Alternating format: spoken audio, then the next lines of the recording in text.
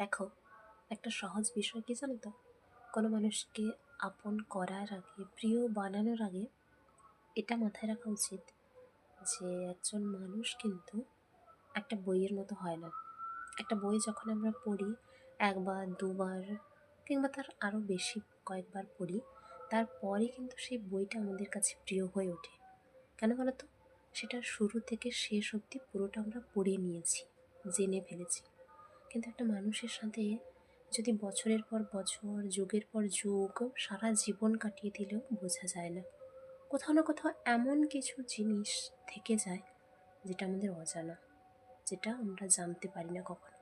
কিংবা এমন একটা মুহূর্তে গিয়ে জানতে পারি যখন না তো সেখান থেকে ফেরার উপায় থাকে, না তো কিছু করার থাকে, শুধু নিজে কষ্ট পাওয়া ছাড়া। তাই হুট করে কাউকে আপন বানিয়ে নেওয়া, কাউকে প্রিয় ভাবা উচিত নয়। অবশ্য আমি নিজেই জ্ঞান দিচ্ছি, আমি নিজেও এই ভুলটা করি, যেটা কিন্তু ঠিক নয়। ভুল করি আবার শুধরাই, আবার ভুল করি আবার শুধরাই, এরকম একটা ব্যাপার।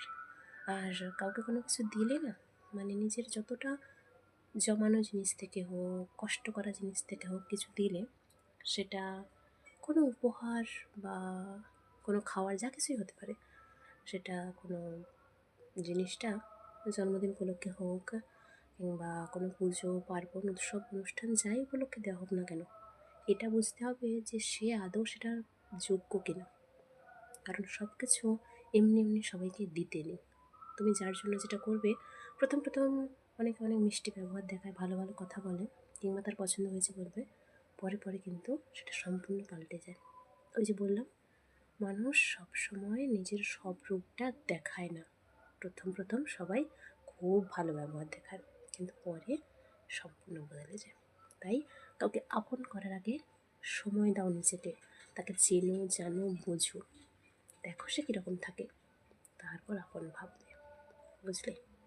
টাটা।